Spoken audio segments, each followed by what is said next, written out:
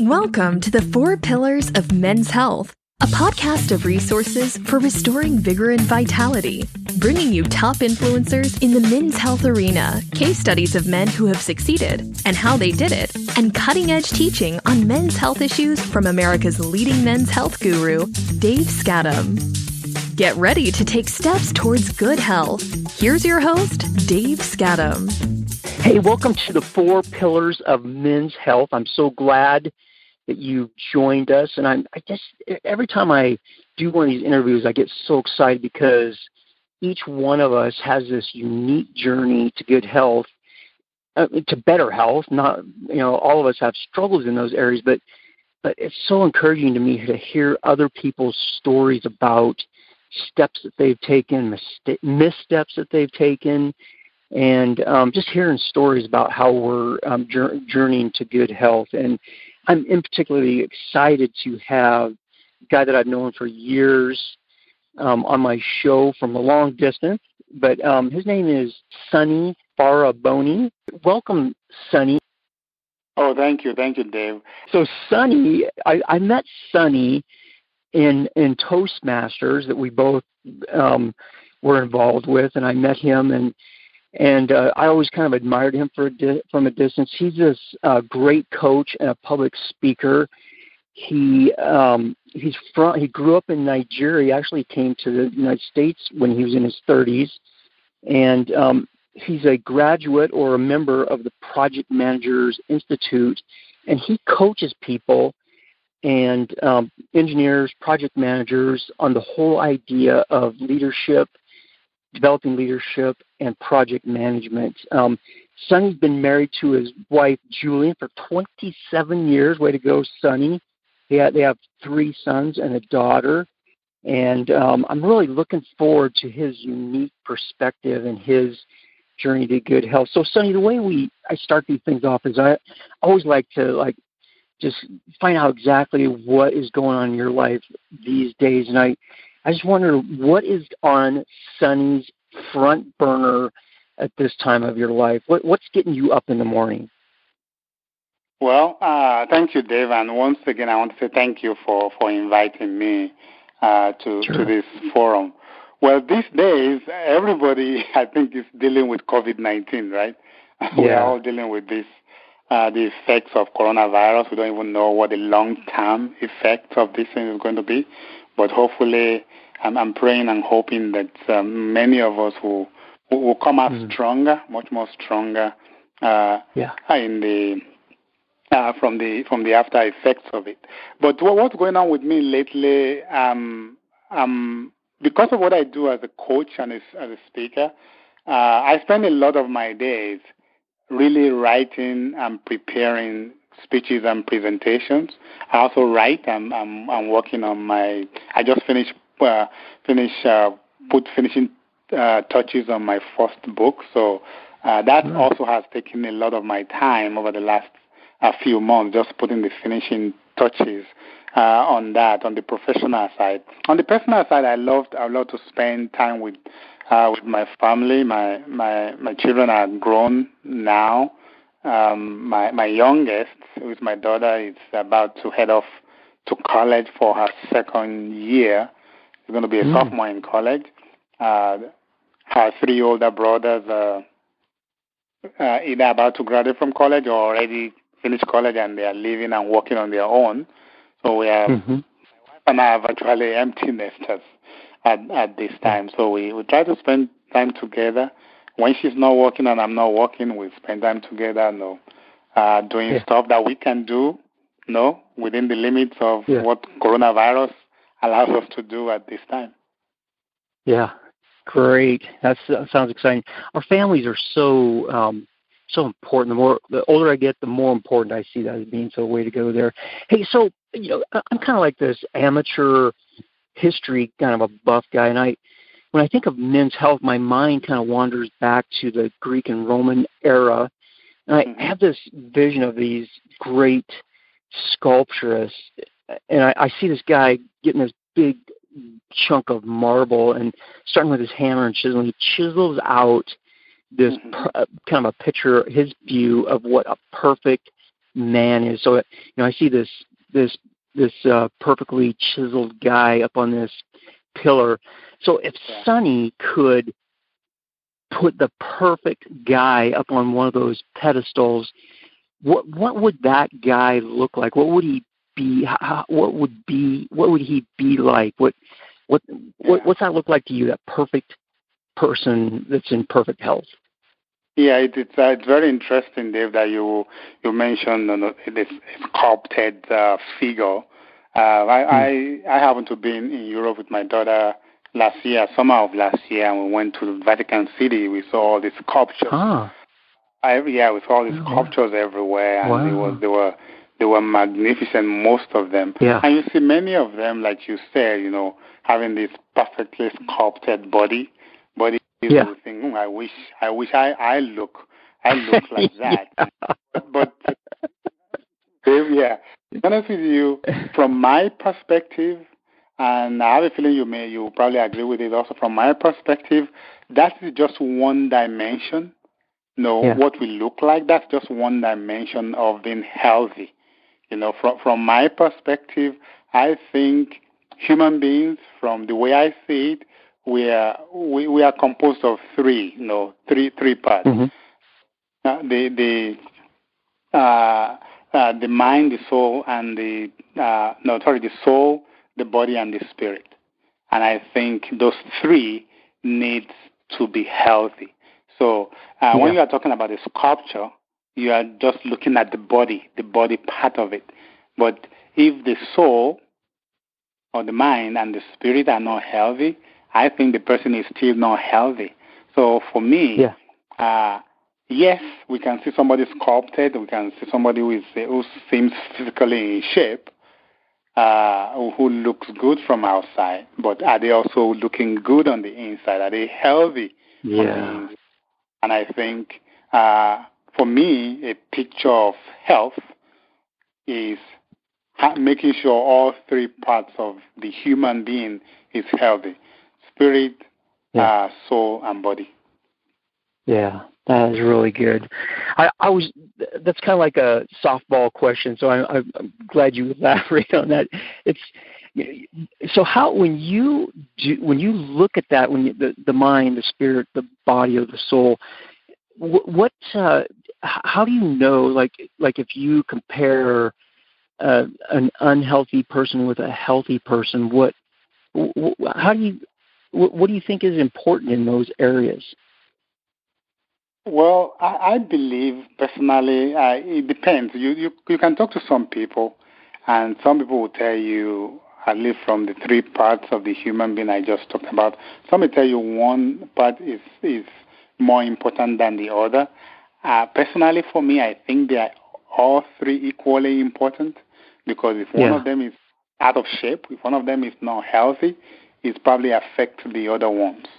Affect the other ones also. So for me, I would say that all three need to be in perfect harmony. They need to be healthy, and we need to pay attention to each one of them. Unfortunately, it looks like most people, I go to the gym, and most people you see at the gym who have this, like you mentioned, perfectly sculpted body and things like that. In other areas where, I've seen them behave in ways that tells me either their mind, the soul, or the spirit is not as healthy as their body is, that they're paying attention. They're paying a lot of attention to the body and making sure it's okay, but they are not paying attention to the other one. So I think paying attention to all three is very, very important. Yeah. So it's interesting. I want to go a little bit deeper into this whole thing. You said all three areas need to be, like, perfect health equals all three of these areas being in perfect harmony. So elaborate on that a little bit more. How do these three, the mind, the body, and the soul, I got kind of confused there, but the three areas, how do those three areas get in perfect harmony? How do you proactively make that happen in your life? Oh, thank you. Well, like you say, I think the key is the one word you just said. How do you proactively? Is being proactive. It's being intentional. We have to be intentional. It just doesn't happen by accident. And that's why many of us miss it. Because if we are not proactive, if we are not intentional about making sure all those three parts of the human being is healthy, we're going to be missing one or the other. So for me, personally, it's easy. The one that we talked about, the body, which is the one most of us see, the body, which for most people, the body has to do with both nutrition and being active. So exercising and eating nutritional or good quality food, that's one that helps the body. And some people do that very well.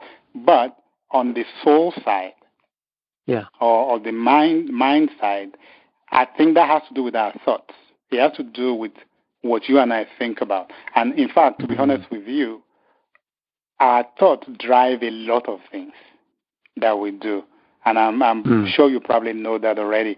When I speak and when I do seminars on emotional intelligence, we spend the first couple of hours talking about the role of our thinking process, and taking control of our thoughts. Because these days, it looks like, to me, by the way, it looks like many people do not really pay attention to what they are thinking about. We don't think about what we think about. We don't pay attention to what we are paying attention to. And because of that, we just allow any kind of thought that comes into our mind to just invade our minds, and we run with it. And we don't know what kind of effect or the negative effects those have on us. Because our thoughts that's where emotions come from there, and our behaviors come from our thoughts. Our acts come from the things we've been thinking about. So that's, to me, paying attention to our thoughts helps with the mind part of it. Paying attention to nutrition, exercising, that helps with the body. And then on the spiritual side, and it depends on how you are connecting to the higher power. I will confess to you, I'm a Christian. I believe in God. So for me, the spiritual part of me is trusting God for each day and asking for wisdom for all I need to do on a daily basis. Cool. That's really good. So that's so for the body, exercise and nutrition. For the soul and mind, it's monitoring your thoughts, and for the spiritual side is getting plugged into your higher power, whichever. But for you, it's trusting for daily guidance and wisdom. That sounds pretty healthy, Sonny. So that's great. So what if you look at your life, what and just be aware, I'm going to ask you what makes you unhealthy, but for now, what do you think it is in your life, and maybe you've already touched on this, but if you can elaborate on it a little bit, what makes you a healthy guy personally? Did you say what makes me a healthy person? Yeah, for you personally. But what makes Sonny healthy? Oh, for me. Yeah. Oh, thank you. For me personally, it's really paying attention to those three areas that I just mentioned. But once again, paying attention to them intentionally. Like I said, being intentional and being proactive, not just allowing it. So for me, on the spiritual side, so it's not just, I go to church every Sunday, just because that's what I do. It's making sure on a daily basis, and I tap onto that higher power, and I'm tapping onto it, and I'm asking for guidance, I'm asking for wisdom for each day. On the soul side, on the mind side, that is, taking control of my thinking. What am I thinking about? So that's some of the things I focus on. I'll be honest with you. I have on my calendar, and I've done this for years, and I have on my calendar the first thing that I do every morning, after my daily devotional, is time to think. I call it time to ponder.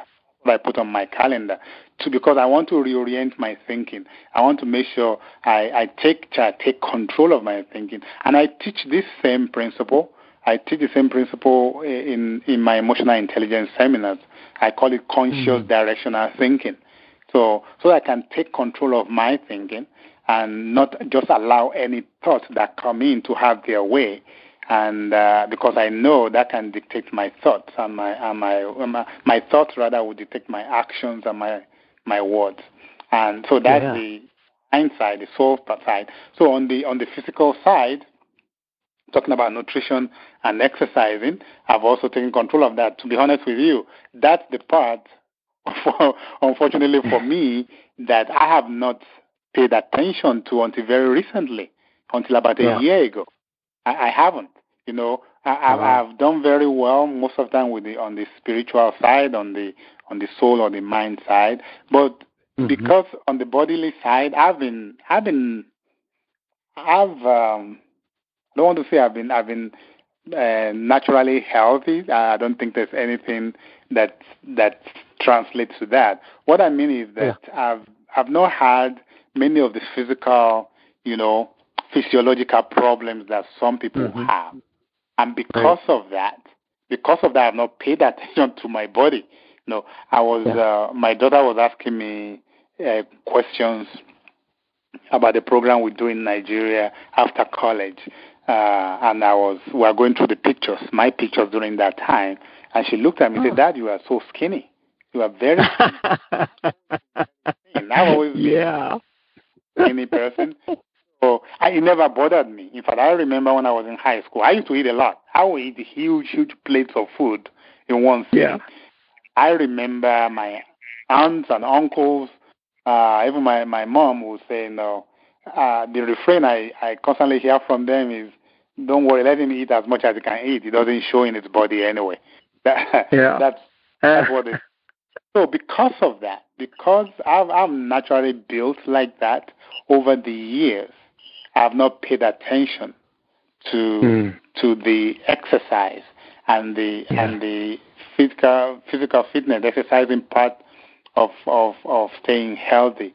But over the last year, actually over the last several years, I've been much more cognizant of that because I've been packing on the pounds gradually. And eventually, about a year ago, I realized that I really needed to do something. Like you said, Dave, I needed to be proactive. I needed to be more intentional. So I took control about a year ago, and I said I needed to start paying more attention to what I eat, and have a plan to exercise, to be more consciously active and exercise more.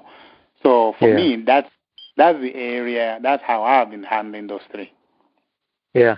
So just to kind of dig a little deeper there too, when you made that decision to get more, and let's just talk about the exercise part of this health puzzle for you. When you saw yourself packing on some pounds and maybe losing some strength or whatever you saw, what and you decided, I'm gonna make this change. I'm gonna jump on board with an exercise program.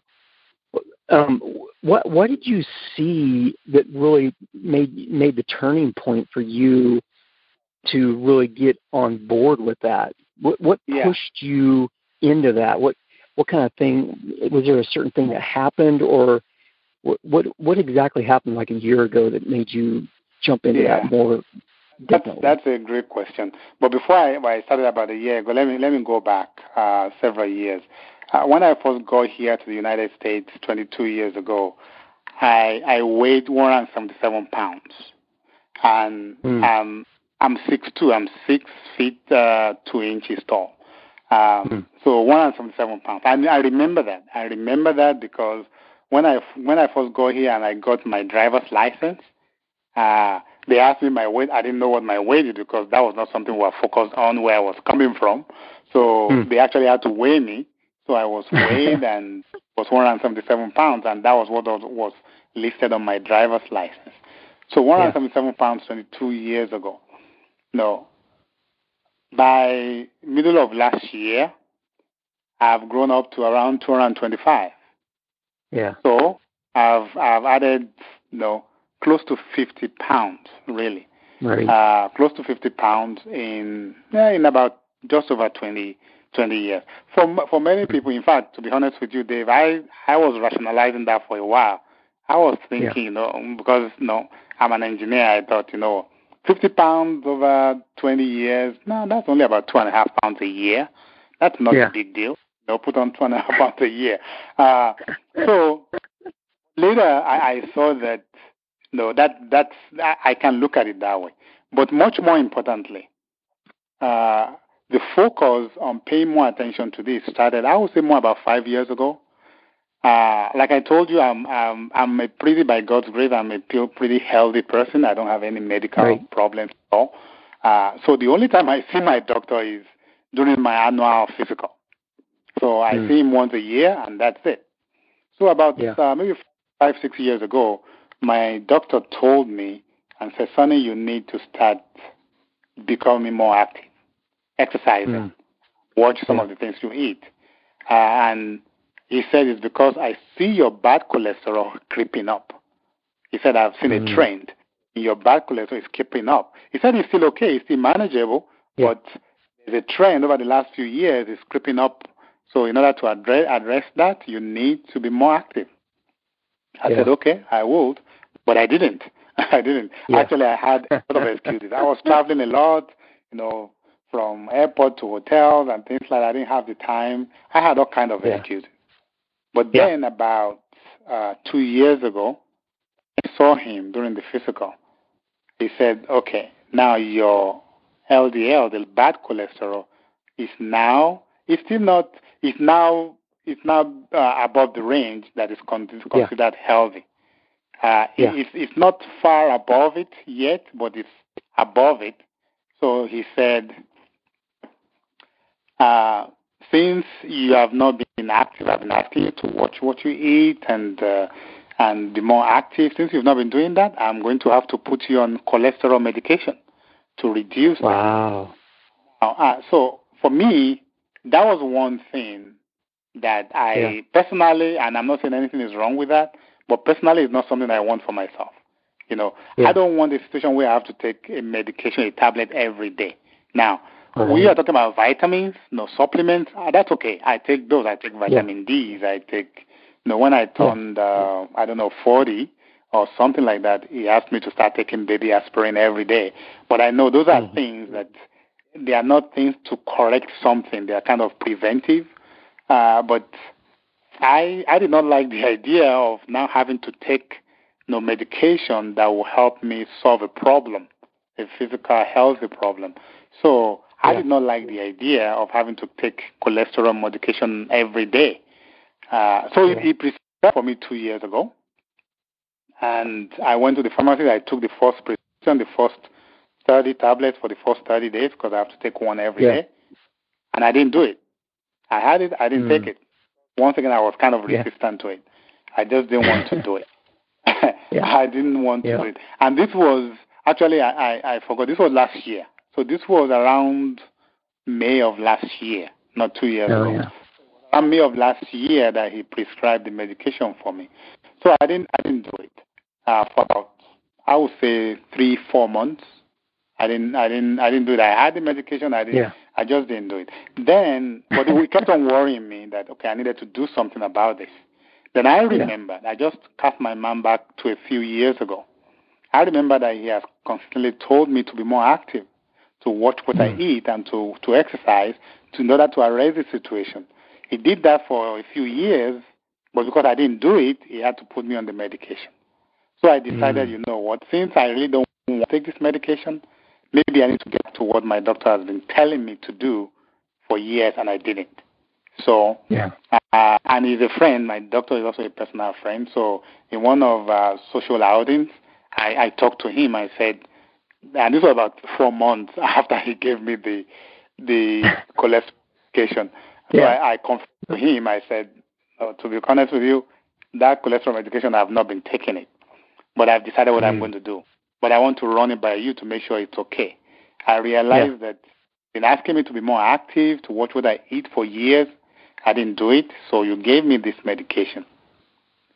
But I don't want to take it. So is it okay? Do you think it will help me if I take more active control and become more active by exercising and watch what I eat.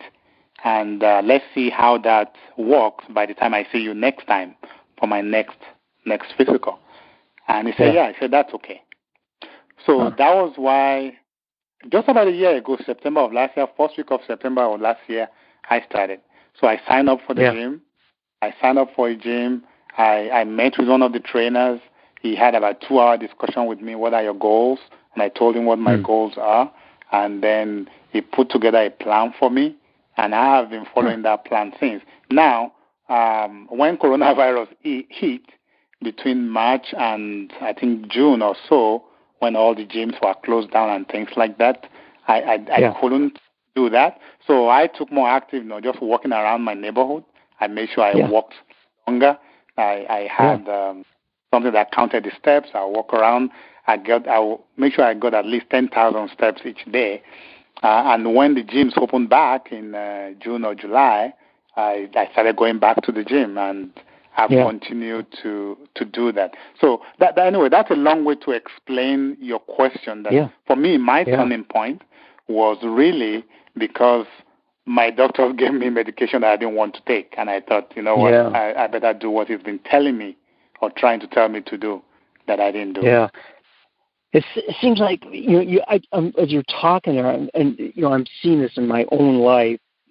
About you mentioned earlier in our interview that perfect harmony happens when we're intentional and when we're proactive. And I can see you're speaking right to that at a specific area of your life where you had to get more intentional and you had to be proactive or take these drugs that you didn't like. So that's a great illustration of your earlier point. So thanks for mentioning that. Hey, so if you look over your sphere of influence, the people that you see in your life and the things that are going on in people's lives in our society, what do you think are some of the circumstances or things that are leading to people being unhealthy? You can, since you're Nigerian, maybe you can comment on Nigeria, but in America, the place where you live, the people that you know, what do you think are some of the main things that are happening, either decisions we're making or the things we're listening to on TV or whatever? What's making us unhealthy? And reflect on it. I think you raised some good points about the spirit, the body, and the soul and mind. In some of those areas, what do you think is making us unhealthy? I think it may be in there may be different facets of the different dimensions of these, and it could be different for different people. I've come to know some people who, because of stress or depression, when people are depressed or they are anxious about something, some of us turn to food for comfort. We are not hungry, and then we turn to comfort food. And usually those comfort food are not things that are healthy for us most of the time. Most of the time they are just junk food. One of the things that has helped me when it comes to the area, I've eaten my share of junk food, but there are some food, maybe because of where I grew up in, where I come from, there are some food that I naturally do not like, some American food that I don't like, for example. For example, I don't like hot dogs. I do not eat. I've never eaten a hot dog. Good for you. Not because anything is wrong with it. I just don't like the way it looks. For me, food has to look, it has to have a certain look, kind of. And for whatever reason, the same way, we didn't have hot dogs in Nigeria, at least when I was growing up. We had sausages, just like the English sausages. The same thing, because sausages look like that. I never ate sausages in Nigeria. I didn't like those. And so when I came here, I saw hot dogs. They have the same kind of shape. I never liked them. So that's why I never ate. I don't eat hot dogs. The same thing with hamburgers. eat hamburgers. And the main reason for hamburgers is because the meat patties, I always tell people I want my meat to look like meat. I don't want to eat meat that does not look like meat. What do I mean by that? What do I mean? I mean, most hamburgers, even if it's pure beef or pure turkey or something, it's been mashed. It's been kind of, it's been crunched into something. For me, I want to strands of the steak. I wanted the strands of the chicken that I'm eating. So to be able to make sure. So for me, the reason, what I'm saying is this: the reason I never ate some of those what we may call junk food is not because I saw them as unhealthy. It's just because I didn't like the way they look. So that was one of the things that I think has helped me for a while not to become look physically unhealthy for a long time. But going back to your question, though, I think when people are stressed, when people are anxious about something, especially what we have been going through with coronavirus now, there's a lot of depression going around. There's a lot of things. People are losing hope, and some of us turn to comfort food. We just turn to things and we eat and that can be part of it. Another thing that can cause people to be unhealthy, it may just be lack of information, not realizing what some of those food can do to them, not realizing it, and not being aware of the information. I'm sure there are some of us who are aware of the information. I can tell you, for years I've been aware of good information about nutrition and things like that, but I didn't take them serious because some of those things also I didn't like to eat them. For example, for a long time I didn't like broccoli. I did not like broccoli. If you ask my children, they will tell you I call them tiny trees. They look like tiny trees, and I say, yeah, they do. Eat tiny trees. I want something. I didn't like. I didn't like to eat salad. I love broccoli now. I eat salad now. I saw that it's kind of a mindset shift, and that's where the thoughts and the mind comes into play, because I think the shift that many of us need to make, it needs to start in our mind, in our thinking. Because if I'm thinking, no, I don't like this food, I'm not going to eat this food, that's going to perpetuate itself. But if I my thinking, I said, okay, this is good for me. I may not like it. Now this is good, but this is good for me. This is good for me. I can choose to like it. I will give you another example. Every time when I go to the gym, even now, I go to the gym only 3 days a week. 3 days a week, I go to the gym. I spend just over an hour. Anytime I'm going, so the part of my routine is the cardio part where I'm running on the treadmill. I run on the treadmill. That's my least favorite part of my work activity. Running part of it,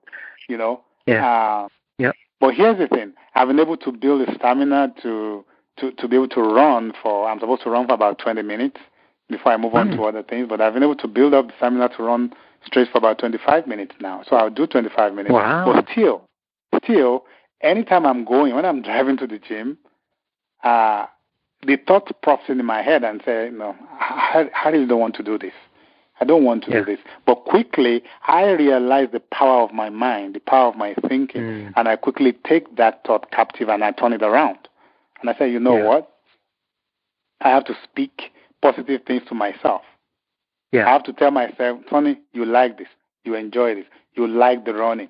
You like the running, and it's not like you are saying you don't like it. It's not like you can do it. You've done it. You've done it many times. You've done it many times, and you are not tired. You're not tired. And I will tell you, when I'm on the treadmill and I'm running, when I get to the 5-minute mark, especially between 5 to 10 minutes mark, I'm feeling like, oh my God, I don't think I can get to 25 minutes today. I think I want to.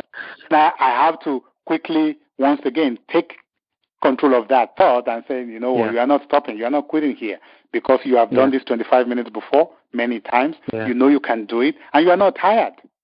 I'm not physically tired. Like I cannot go on. I'm just tired by tiredness. I mean, it's just the monotony of moving my legs back and forth. The monotony of it is what I'm talking about. It's not like I'm physically tired that I cannot go on anymore. So I have to remind myself of that. So what I'm trying to say is that our minds, our thoughts, is very, very crucial. We have to reorient our thoughts. We have to change our mind. And I think for most people, that is where the battle is in order to go from being unhealthy to being healthy. We have to make that change, the shift in our thoughts, in our mind, in what we do, in what we eat, in how we do things. Cool. Yeah, it goes back to your earlier point about conscious. You mentioned conscious directional thinking. And now you've started eating trees, and now you can run 25 minutes on the treadmill. Way to go, Sonny. In those short trees now, That's right. Hey, so I'm second to the last question. I'm putting a crown on your head, giving you a magic wand, and now you are king of the world. And what one or two things would you do when you look out across our society and our world?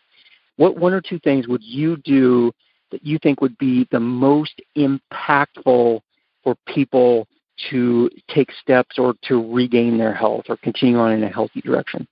What would you do? That's a good question. Well, quickly off the top of my head, two things that I would do if I can wave a magic wand, right? I have a magic wand. To be able to. That's right. To do something. First of all, I'll wave the magic wand and allow people to see into their future. To let them see where they will be maybe 15, 20 years from now and see themselves. And see if they like themselves, what they see in 15, 20 years.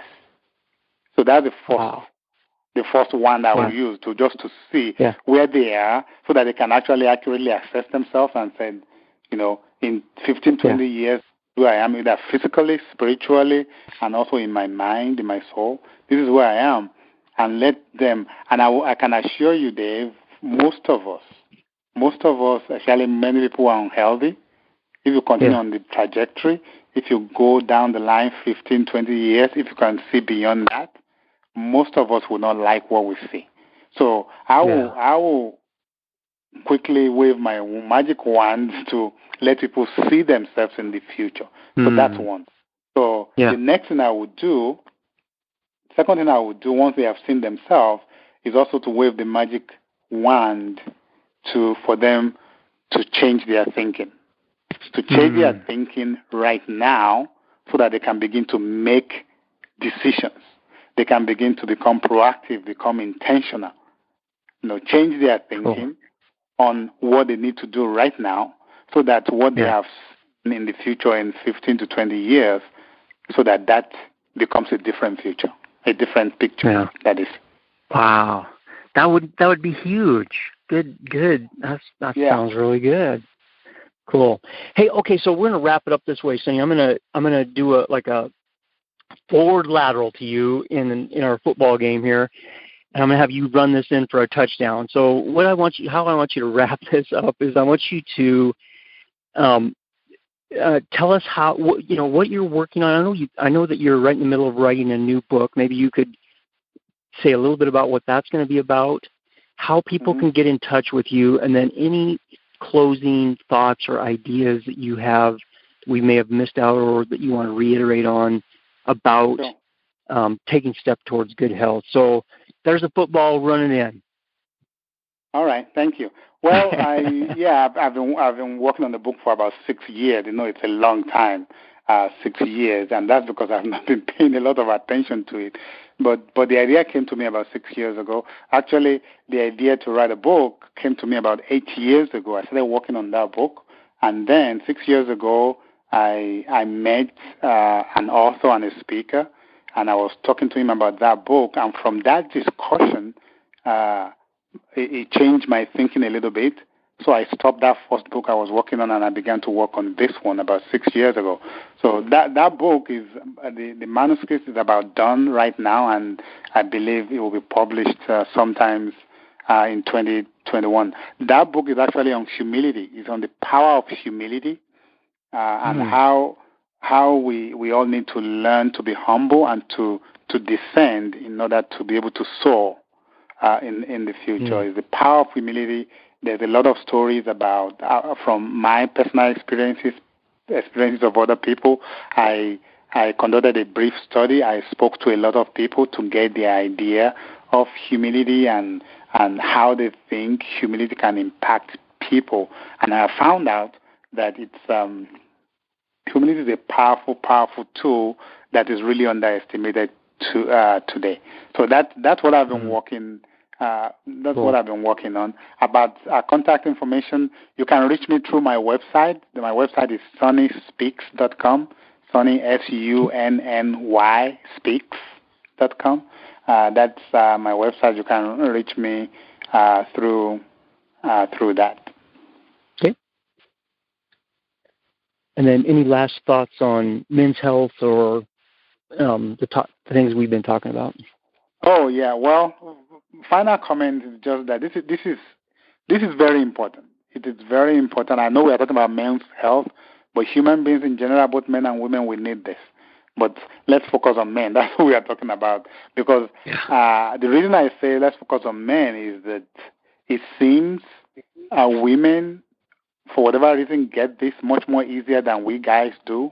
I don't know. So true.